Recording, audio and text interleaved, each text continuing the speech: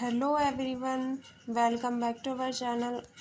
और आज की वीडियो होने वाली है बीएससी फोर्थ सेमेस्टर की केमिस्ट्री की जो यूनिट है second unit elementary quantum mechanism प्रारंभिक क्वांटम यांत्रिकी। तो इसके इम्पोर्टेंट एमसीक्यू क्वेश्चन जो एग्ज़ाम के लिए इम्पोर्टेंट है तो उनको आज हम देखने वाले हैं। तो स्टार्ट करते हैं। फर्स्ट क्वेश्चन है ब्लैक बॉडी रेडिएशन क्या है। तो ब्लैक बॉडी रेडिएशन जो है वो एक पूर्ण अवशोषक और ऊर्जा के उत्सर्जक द्वारा उत्सर्जित विकिरण है। ऑप्शन नंबर सी सही है। क्वेश्चन नंबर 2 है ब्लैक बॉडी रेडिएशन की वेवलेंथ रेंज क्या है। तो आंसर जाएगा ऑप्शन नंबर सी संपूर्ण विद्युत चुम्बकीय स्पेक्ट्रम। क्वेश्चन नंबर 3 है ब्लैक बॉडी रेडिएशन के तापमान और शिखर तरंगदैर्घ्य के बीच क्या संबंध है। तो इनके बीच जो है वो व्युत्क्रमानुपाती संबंध है। ऑप्शन नंबर बी सही है। क्वेश्चन नंबर 4 है किस तापमान पर एक कृष्णिका द्वारा उत्सर्जित विकिरण की सबसे संभावित तरंगदैर्घ्य 580 नैनोमीटर के तरंगदैर्घ्य के अनुक्रम होगी। इसका आंसर जाएगा ऑप्शन नंबर डी 31,300 केल्विन पर। क्वेश्चन नंबर 5 है प्लैंक के विकिरण नियम के अनुसार एक कृष्णिका द्वारा उत्सर्जित ऊर्जा का तापमान बढ़ने पर क्या होता है। तो आंसर जाएगा ऑप्शन नंबर ए उत्सर्जित कुल ऊर्जा बढ़ जाती है। क्वेश्चन नंबर 6 है वक्र का नाम क्या है जो कृष्णिका के ऊर्जा वितरण को तरंगदैर्घ्य या आवृत्ति के कार्य के रूप में वर्णित करता है। तो आंसर जाएगा ऑप्शन नंबर ए प्लैंक वक्र। क्वेश्चन नंबर 7 है प्लैंक स्थिरांक और विद्युत चुम्बकीय विकिरण की क्वांटम प्रकृति के बीच क्या संबंध है। तो आंसर जाएगा ऑप्शन नंबर ए प्लैंक की स्थिरांक विद्युत चुम्बकीय विकिरण के अलग अलग फोटोन की ऊर्जा निर्धारित करती है। क्वेश्चन नंबर 8 है ब्लैक बॉडी रेडिएशन में स्टीफन बोल्ट्जमैन स्थिरांक के मान का क्या महत्व है। तो आंसर जाएगा ऑप्शन नंबर बी यह प्रति यूनिट क्षेत्र में काले शरीर द्वारा उत्सर्जित कुल ऊर्जा निर्धारित करता है।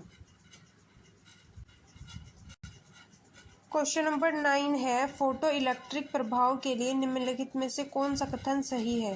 तो आंसर रहेगा ऑप्शन नंबर बी प्रकाश के संपर्क में आने पर धातु की सतह से इलेक्ट्रॉन उत्सर्जित होते हैं। क्वेश्चन नंबर 10 है निम्नलिखित में से कौन सा कारक फोटो इलेक्ट्रिक प्रभाव में उत्सर्जित इलेक्ट्रॉनों की गतिज ऊर्जा को प्रभावित करता है। तो आंसर रहेगा ऑप्शन नंबर डी सेकंड और थर्ड। ये है घटना प्रकाश की आवृत्ति और थर्ड धातु का कार्य। क्वेश्चन नंबर 11 है फोटो इलेक्ट्रिक प्रभाव में यदि आपतित प्रकाश की आवृत्ति देहली आवृत्ति से कम है तो क्या होगा। तो आंसर हो जाएगा ऑप्शन नंबर बी धातु की सतह से कोई इलेक्ट्रॉन उत्सर्जित नहीं होगा। क्वेश्चन नंबर 12 है निम्नलिखित में से कौन सा समीकरण फोटो इलेक्ट्रिक प्रभाव का वर्णन करता है।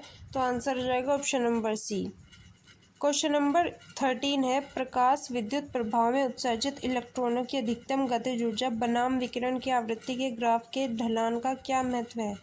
तो आंसर जाएगा ऑप्शन नंबर बी यह प्लांक नियतांक के समानुपाती होता है। क्वेश्चन नंबर 14 है एक फोटोइलेक्ट्रिक प्रभाव प्रयोग में एक निश्चित धातु के लिए रोग क्षमता 1.8 वी पाई जाती है। यदि आपतित विकिरण की आवृत्ति दोगुनी कर दी जाए तो उस धातु के लिए निरोधी विभव क्या होगा।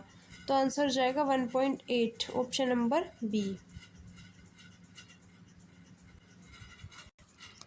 क्वेश्चन नंबर 15 है निम्नलिखित में से कौन सा पैरामीटर एक फोटोइलेक्ट्रिक प्रभाव प्रयोग में उत्सर्जित इलेक्ट्रॉनों की अधिकतम गतिज ऊर्जा निर्धारित करता है। तो आंसर हो जाएगा ऑप्शन नंबर बी घटना विकिरण की आवृत्ति। क्वेश्चन नंबर 16 है धातु का कार्य फलन क्या होता है। तो इसका आंसर जाएगा ऑप्शन नंबर ए धातु की सतह से एक इलेक्ट्रॉन को हटाने के लिए आवश्यक ऊर्जा।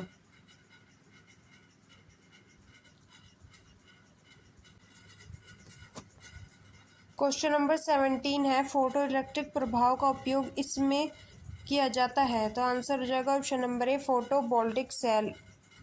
क्वेश्चन नंबर 18 है किसी ठोस पदार्थ की ऊष्मा क्षमता इस पर निर्भर करती है। तो ये तापमान द्रव्यमान आकार तीनों पर निर्भर करती है। Option number D.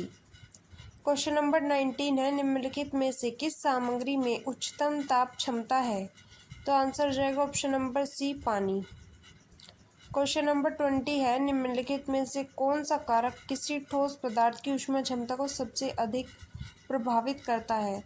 तो आंसर हो जाएगा ऑप्शन नंबर ए, तापमान। क्वेश्चन नंबर 21 है, निम्नलिखित में से किस सामग्री में सबसे कम ताप क्षमता है?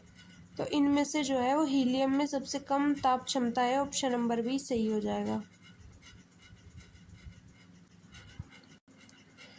क्वेश्चन नंबर 22 है, निम्नलिखित में से कौन सा हाइड्रोजन परमाणु के बोहर के मॉडल का अभिग्रहित नहीं है? तो आंसर हो जाएगा ऑप्शन नंबर डी, इलेक्ट्रॉन का कोई भी ऊर्जा स्तर हो सकता है और फिर भी वह नाभिक के चारों ओर स्थिर कक्षा में बना रह सकता है। क्वेश्चन नंबर 23 है, बोहर के मॉडल के अनुसार हाइड्रोजन परमाणु की ज़मीनी अवस्था में इलेक्ट्रॉन की ऊर्जा होती है। तो ये होती है 13.6 इलेक्ट्रॉन वोल्ट। ऑप्शन नंबर ए, -13.6 इलेक्ट्रॉन वोल्ट। क्वेश्चन नंबर 24 है, निम्न में से कौन सा बोहर के मॉडल का दोष है? तो इसका आंसर हो जाएगा ऑप्शन नंबर सी, यह एक इलेक्ट्रॉन स्पिन की अवधारणा के लिए विफल रहता है। क्वेश्चन नंबर 25 है, बोहर के मॉडल के अनुसार हाइड्रोजन परमाणु में इलेक्ट्रॉन की कोणीय संवेग के बारे में निम्नलिखित में से कौन सा कथन सही है? तो इसका आंसर हो जाएगा ऑप्शन नंबर बी, यह मात्रात्मक है और केवल कुछ विशिष्ट मान हो सकते हैं। क्वेश्चन नंबर 26 है, बोहर के मॉडल के अनुसार हाइड्रोजन परमाणु में इलेक्ट्रॉन को ज़मीनी अवस्था में पहले उत्तेजित अवस्था से उत्तेजित करने के लिए आवश्यक ऊर्जा है। तो आंसर हो जाएगा option number C, 13.6 electron volt. Question number 27 है, बोहर के मॉडल के बारे में निम्नलिखित में से कौन सा कथन सही है? तो इसका आंसर जाएगा ऑप्शन नंबर बी, यह फोटो इलेक्ट्रिक प्रभाव की व्याख्या करता है। क्वेश्चन नंबर 28 है, कॉम्पटन प्रभाव के बारे में निम्नलिखित में से कौन सा कथन सत्य है? तो आंसर जाएगा ऑप्शन नंबर डी, यह एक फोटोन और एक कण के बीच टक्कर का परिणाम है। क्वेश्चन नंबर 29 है, कॉम्पटन प्रभाव में एक इलेक्ट्रॉन से टकराने के बाद घटना फोटोन की तरंगदैर्घ्य का क्या होता है? तो आंसर हो जाएगा ऑप्शन नंबर बी, तरंगदैर्घ्य घट जाती है। क्वेश्चन नंबर 30 है, कॉम्पटन प्रभाव की खोज करने वाले अमेरिकी भौतिक वैज्ञानिक का क्या नाम है? Option number C, Arthur Holly Compton. Question number 31 है, डी ब्रोगली परिकल्पना क्या है? तो ये बताता है कि कण लहर जैसा व्यवहार प्रदर्शित कर सकते हैं। ऑप्शन नंबर ए।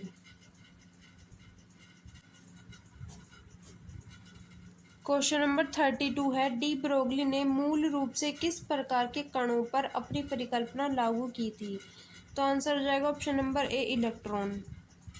क्वेश्चन नंबर 33 है, डी ब्रोगली परिकल्पना के अनुसार किसी कण की तरंगदैर्घ्य किसके समानुपाती होती है? तो इसका आंसर हो जाएगा ऑप्शन नंबर डी, इसकी गति। क्वेश्चन नंबर 34 है, किसी कण की तरंगदैर्घ्य का उसके संवेग से संबंध स्थापित करने वाला समीकरण क्या है? तो इसका आंसर हो जाएगा ऑप्शन नंबर ए, लैम्डा बराबर h/p। क्वेश्चन नंबर 35 है, प्लैंक स्थिरांक का मान क्या है जिसका प्रयोग डी ब्रोगली समीकरण में किया जाता है? तो इसका मान हो जाएगा ऑप्शन नंबर ए, 6.626 into 10⁻⁻34 joule second. Question number 36 है, निम्नलिखित में से किस प्रयोग ने डी ब्रोगली परिकल्पना के लिए साक्ष्य प्रदान किया? आंसर हो जाएगा ऑप्शन नंबर ए, डबल स्लिट प्रयोग। क्वेश्चन नंबर 37 है, निम्नलिखित में से किस कण में सबसे लंबी डी ब्रोगली तरंगदैर्घ्य है? तो इसका आंसर हो जाएगा ऑप्शन नंबर ए, एक न्यूट्रॉन। क्वेश्चन नंबर 38 है, डी ब्रोगली परिकल्पना के अनुसार किसी कण की तरंगदैर्घ्य तथा वेग में क्या संबंध है? तो आंसर हो जाएगा ऑप्शन नंबर ए, तरंगदैर्घ्य और वेग व्युत्क्रमानुपाती होते हैं। क्वेश्चन नंबर 39 है, डी ब्रोगली परिकल्पना का क्या महत्व है? तो इसका आंसर हो जाएगा ऑप्शन नंबर ए, इसने क्वांटम यांत्रिकी के विकास के लिए नींव रखी। क्वेश्चन नंबर 40 है, हाइड्रोजनबर्ग अनिश्चितता सिद्धांत क्या है? तो इसका आंसर जाएगा ऑप्शन नंबर ए। यह बताता है कि एक कण की स्थिति और संवेग दोनों एक साथ सटीक रूप से नहीं जाना जा सकता है। क्वेश्चन नंबर 41 है हाइजेनबर्ग अनिश्चितता सिद्धांत किसने प्रतिपादित किया? तो आंसर हो जाएगा option number B, Werner Heisenberg. Question number 42 है निम्नलिखित में से कौन हाइजेनबर्ग अनिश्चितता सिद्धांत का निहितार्थ है? तो इसका आंसर हो जाएगा ऑप्शन नंबर डी, एक कण की गति जितनी अधिक सटीक रूप से जानी जाती है उतनी ही कम सटीक रूप में इसकी गति ज्ञात हो सकती है। क्वेश्चन नंबर 43 है हाइजेनबर्ग अनिश्चितता सिद्धांत का प्रतिनिधित्व करने वाला समीकरण क्या है? तो इसका आंसर हो जाएगा ऑप्शन नंबर ए। थोड़ा ब्लर सा हो रहा है ये, तो देखिए मैं बोल देती हूँ। ये है डेल्टा एक्स डेल्टा पी और इस तरीके का साइन है ये, और H/4 पाई। उसके बाद क्वेश्चन नंबर 44 निम्नलिखित में से किस कण की स्थिति में अधिक अनिश्चितता है? एक तेज गति वाले इलेक्ट्रॉन या धीमी गति से चलने वाले इलेक्ट्रॉन? तो इसका आंसर जाएगा ऑप्शन नंबर ए, तेज गति से चलने वाले इलेक्ट्रॉन। क्वेश्चन नंबर 45 है निम्नलिखित में से किस कण की संवेग में अधिक अनिश्चितता है? एक विशाल कण या एक कम भारी कण? तो आंसर जाएगा ऑप्शन नंबर बी, कम भारी कण। क्वेश्चन नंबर 46 है निम्नलिखित में से कौन सा प्रयोग हाइजेनबर्ग अनिश्चितता सिद्धांत के लिए साक्ष्य प्रदान करता है? तो आंसर जाएगा ऑप्शन नंबर ए, डम्बल सेल्ट प्रयोग। क्वेश्चन नंबर 47 है हाइजेनबर्ग अनिश्चितता सिद्धांत का क्या महत्व है? तो आंसर जाएगा ऑप्शन नंबर ए, इसने क्वांटम यांत्रिकी के विकास के लिए नींव रखी। क्वेश्चन नंबर 49 है हैमिल्टन ऑपरेटर क्या है? तो आंसर जाएगा ऑप्शन नंबर ए, यह एक ऑपरेटर है जो क्वांटम यांत्रिकी में एक प्रणाली की कुल ऊर्जा का वर्णन करता है। क्वेश्चन नंबर 50 है हैमिल्टन ऑपरेटर का नाम किसके नाम पर रखा गया है? तो आंसर जाएगा ऑप्शन नंबर ए, William Robert Hamilton.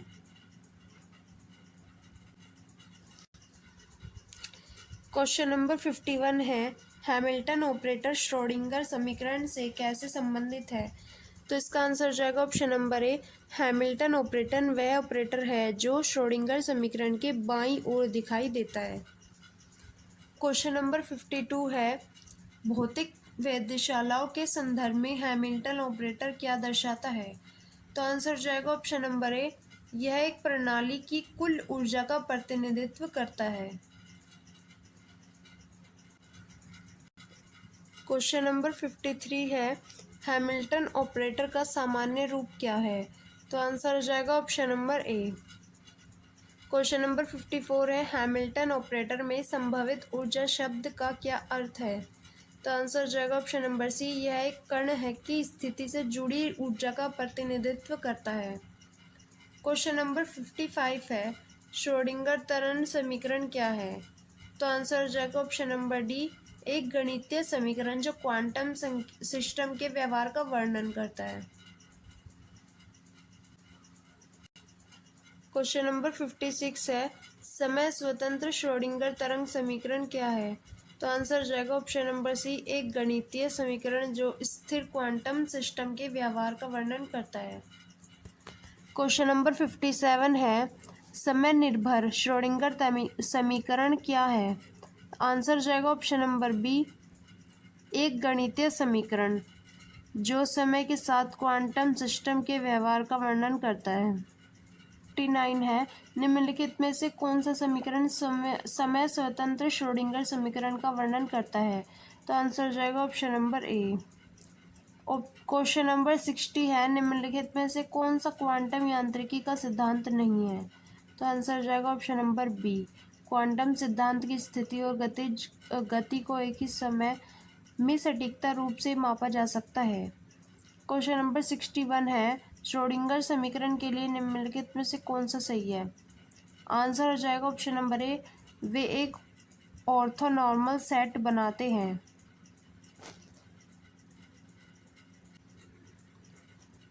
Question number 62 है, श्रोडिंगर समीकरण में तरंग फलन फाई की भौतिक व्याख्या क्या है? तो आंसर आ जाएगा ऑप्शन नंबर सी। यह है किसी विशेष अवस्था में कण को खोजने की संभावना आयाम का प्रतिनिधित्व करता है। क्वेश्चन नंबर 63 है, निम्नलिखित में से कौन से एक आयाम वर्ग कूप क्षमता में एक कण के लिए समय स्वतंत्र श्रोडिंगर समीकरण का समाधान नहीं है? तो आंसर हो जाएगा ऑप्शन नंबर डी।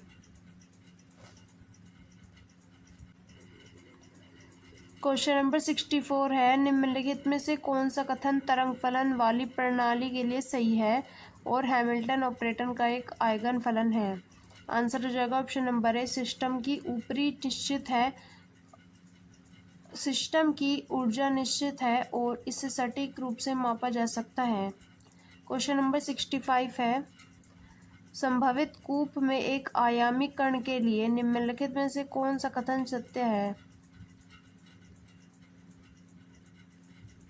इसका आंसर हो जाएगा ऑप्शन नंबर डी, उपरोक्त सभी, क्योंकि इसमें कण को संभावित तरीके के बाहर खोजने की संभावना शून्य है, ये सही है।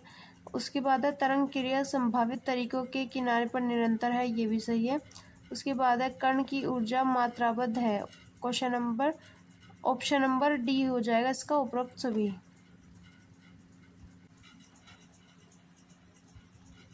क्वेश्चन नंबर 66 है, निम्नलिखित में से कौन सा समय निर्भर श्रोडिंगर समीकरण का वैध समाधान है?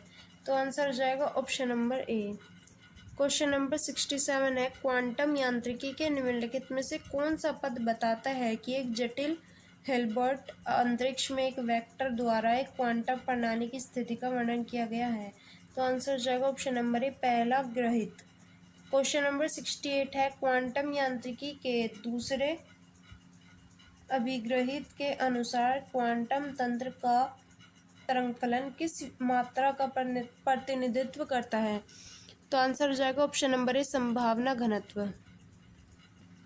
क्वेश्चन नंबर 69 है, क्वांटम यांत्रिकी का कौन सा अभिग्रहित बताता है कि क्वांटम प्रणाली की एक अवलोकन योग्य मात्रा का माप हमेशा इसके एक एजेंस वैल्यू में होता है? आंसर हो जाएगा ऑप्शन नंबर सी, तृतीय ग्रहित। क्वेश्चन नंबर 70 है, क्वांटम यांत्रिकी के चौथे सिद्धांत के अनुसार माप के बाद क्वांटम प्रणाली की स्थिति का क्या होता है? तो इसका आंसर हो जाएगा ऑप्शन नंबर ई, है अपनी मूल अवस्था में गिर जाती है।